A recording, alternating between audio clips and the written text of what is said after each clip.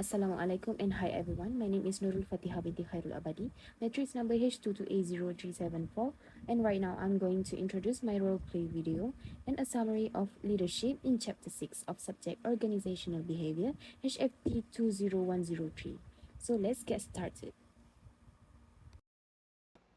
Leadership entails developing a vision for the unit or organization or a group led, managing their resources under their direction, providing effective leadership that enhances productivity, and maintaining important relationships internally and externally. Leadership plays a pivotal role in shaping organizational behavior. It is the compass that guides an organization's culture, values, and actions. Effective leadership can inspire employees to perform at their best, fostering a positive work environment, while poor leadership can lead to disengagement, conflict, and a toxic workplace. A leader is defined as a person that holds a dominant or superior position within his or her field and is able to exercise a high degree of control or influence over others. Meanwhile, leadership can be defined as a process by which one individual influences others toward the attainment of group or organization goals. Hi, Miss Fatiha. Do you have a few minutes to talk? I've been feeling overwhelmed with my current workload and I'm currently struggling to keep up with all the deadlines. Of course, Nurul. Come in and have a seat. I appreciate you coming to me with this. Can you tell me more about what's been going on? Thank you, Miss. Well, I've been assigned several projects recently and I'm finding it hard to balance them all. And I'm worried I won't be able to deliver the quality of work on the expected time. I understand how that can be stressful. Let's break it down together. Can you walk me through to your current projects and what specifically is causing you most concern? For sure, right now I'm working on the marketing campaign for Project A, finalizing the report for Project B, and coordinating the team for the upcoming product launch. The deadlines are very close and each project seems equally urgent. It sounds like you have a lot on your plate. How are you currently prioritizing your tasks? And are there any specific roadblocks you're encountering with any of this? Well, I've been trying to tackle tasks based on their deadlines, but it's tough because the new requests keep coming in. For Project A, the challenge is managing the timeline with our vendor delays. For Project B, the report is taking longer because the data discrepancies were found. It sounds like the vendor delays and data issues are adding to your stress. How about we look at each other's individually? Let's start with Project A. Is there a way we can negotiate a revised timeline with the vendor or find alternative solutions? I haven't reached out to the vendor yet to discuss the delays.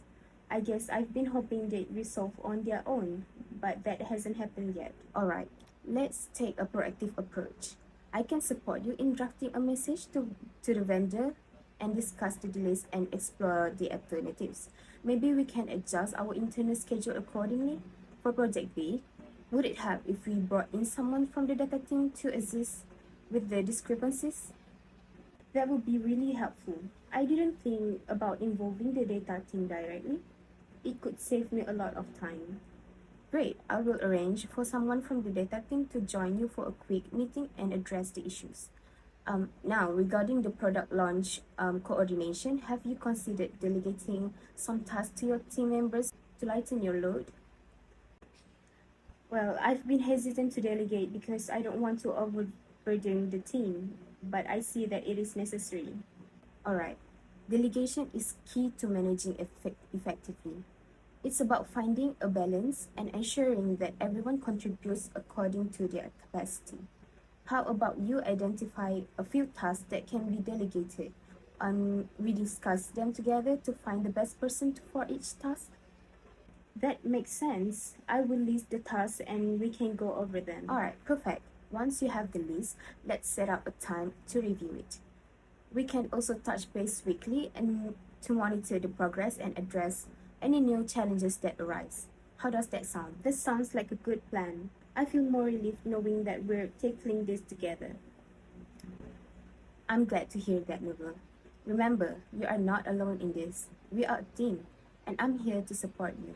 Let's make sure you have the resources and support you need to succeed. Thank you so much, Miss Fatiha. I really appreciate your help and guidance. Anytime, Nurul, we've got this.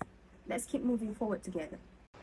From this conversation, we can conclude that the leader is actively listening to her employees. For example, Fatiha listens carefully to Nurul's concern without interrupting and asks clarifying questions to fully understand the question.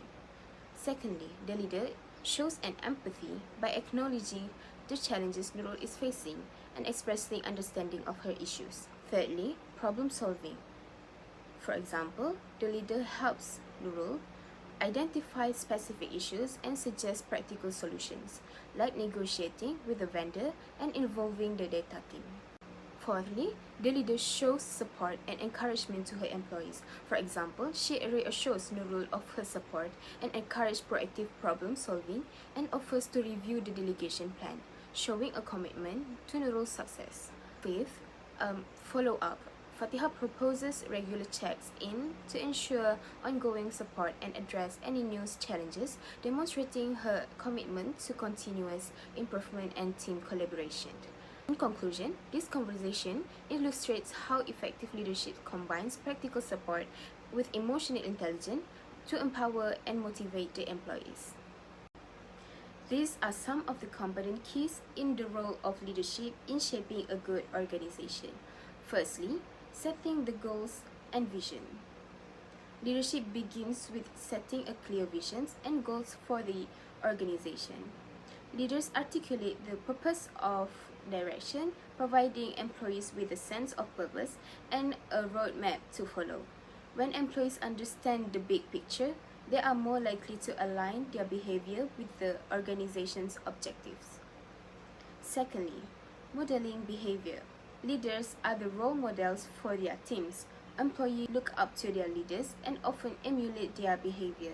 If leaders exhibit traits like integrity, accountability, and a hard work, it sets a positive example for the entire organization. Conversely, unethical and inconsistent behavior can erode trust and negatively impact organizations' behavior. Thirdly, communication. Effective communication is at the heart of the leadership. Leaders must be adept at conveying their visions, expectations, and feedback clearly and consistently. Open and honest communication fosters trust and encourages employees to share their thoughts and ideas, promoting a culture of collaboration and innovation. Fourthly, employee engagement. Leaders play a vital role in engaging employees. Engaged employees are more likely to exhibit positive behavior, such as high performances, creativity, and a willingness to go to the extra mile. Leaders can foster engagement through recognition, empowerment, and creating a supportive work environment. The fifth one is decision making. Leaders make decisions that impact the organization and its members. Their approach to decision making can significantly influence organizational behavior. Inclusive and participatory decision making processes can lead to a sense of ownership among employees, while autocratic decisions can create resentment and resistance. The sixth one is conflict resolution. Conflict is inevitable in any organization. Effective leaders are skilled at resolving conflicts constructively, promoting healthy interpersonal relationships, and maintaining a harmonious workplace. Poorly managed conflicts can lead to negative behaviors such as gossip, resentment, and decreased productivity. Hi, Miss Fatiha. Do you have a few minutes to talk?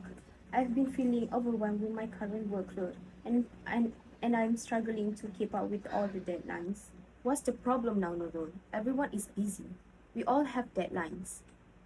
I understand. It's just that I have several projects at the same time, and I am not sure how to balance them all. The deadlines are approaching fast, and I'm afraid I might not be able to meet them. Well, you need to manage your time better. That's what we're paying you for. Can you just work a little harder or stay late until it's done? I've been staying late, but it is still difficult to keep up. For Project A, the vendor delays are out of my control. And for Project B, there are data discrepancies that I'm struggling to resolve. Again with the excuses. Vendor delays happen. Deal with it. And data discrepancies? That's part of your job to figure it out. Maybe if you spend less time complaining and more time working, you'd get it done. I am not trying to complain. I just thought you could provide some guidance on how to handle these issues more effectively. I don't have time to micromanage.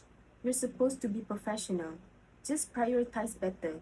Maybe you need to skip lunch or work over the weekend to catch up. Skipping lunch and working weekends might help in the short term, but I'm concerned about maintaining the quality of my work but not burning out. Quality. If you miss deadlines, there's no quality to worry about.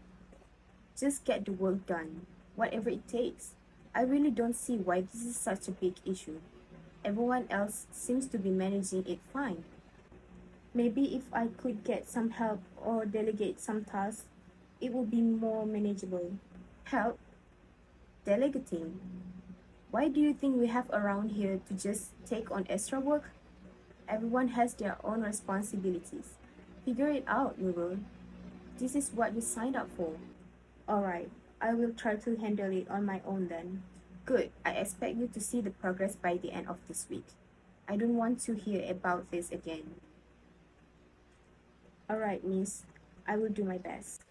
You better. Now, if you excuse me, I have more important things to do. From this conversation, we can conclude that the leader has poor listening to her employees. For example, Fatiha does not actively listen to Nurul's concern, quickly dismissing them and showing little interest in understanding the details. Secondly, lack of empathy. She shows no empathy for Nurul's stress or challenges, minimizing her difficulties and failing to acknowledge the pressure she is under. Third one is dismissiveness.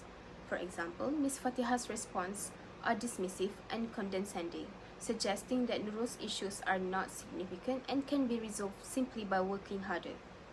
The fourth one is inadequate support. Instead of providing constructive advice or resources, Fatiha tells Nurul to figure it out on her own, ignoring requests for guidance and support. The fifth one is negative motivation. Her approach focuses on criticism and pressure rather than encouraging problem solving, which can demotivate and demoralize Nurul. The sixth one is no follow-up. Miss Fatiha does not offer any plan for follow-up or ongoing support, leaving Nurul to handle everything without oversight or assistance. This conversation exemplifies how poor leadership can exacerbate problems, lower morals, and hinder employees' performance and well-being. Effective leaders should instead foster a supportive and collaborative environment that encourages employees to thrive. Bad leadership can have numerous negative consequences for an organization, impacting various levels from individual employees to overall organization performance. Here's a detailed look at the adverse effects of bad leadership. First, decreased employee morale. Poor leadership often leads to low job satisfaction. Employees feel undervalued, unsupported, and underappreciated. Constant pressure, lack of recognition, and unrealistic expectations contribute to employee burnout and fatigue. Secondly, high employee turnover. Dissatisfied employees are more likely to leave the organization, leading to high turnover rates. Replacing employees is costly and time-consuming, impacting the organization's resources and continuity. Thirdly, lower productivity. Unmotivated employees are less productive. They may put in minimal effort, leading to decreased efficiency and output. Without proper guidance and support, employees struggle to perform to their potential. Fourth, toxic work environment. Bad leadership often breeds a toxic work culture where conflict, tensions, and negative thrives. Employees may become isolated or competitive in unproductive ways, hindering teamwork and collaborations. The fifth one is poor decision making. Without strong leaderships, organizations lack clear direction and strategy, leading to poor decision making. Bad leaders may focus on short-term gains at the expenses of long-term success and sustainability. The sixth one is reduced innovation. A lack of support and encouragement from leadership stifles creativity and innovation among employees. Employees may avoid taking risks or proposing new ideas for fear of negative repercussions. Seventh, damage organizational reputation. Poor leadership can tarnish the organization's reputation, making it less attractive to potential employees, partners, and customers. Consistent issues arising from bad leadership can erode the brand's credibility and trustworthiness. There are also trust and ethics in creating a great leadership. Ethics creates a sense of rights and wrong in organization, and often when the law fails, it is ethics that may stop organization from harming the society and environment. Why we all think ethics is important? Because it satisfies basic human needs, creates credibility, unites peoples and leadership, improves decision making, leads to long-term gains, and secures the society. In conclusion, leadership within an organization is critical determinant of its success and overall health. Effective leadership goes beyond managing tasks. It involves inspiring and guiding individuals towards a shared vision, fostering a positive and collaborative work environment, and navigate challenges with resilience and adaptability. Good leaders actively listen, provide support, encourage innovations, and uphold ethical standards, creating a culture where employees feel valued and empowered to excel. Conversely, poor leadership can lead to a cascade of negative effects, including decreased employees' morale, high turnover rates, reduced productivity, and a toxic work environment, ultimately damaging the organization's reputation and financial performance. Therefore, cultivating strong leadership at all levels is essential for achieving sustained organizational success and maintaining a motivated, cohesive, and high-performing workforce. That's all from me. Thank you for watching.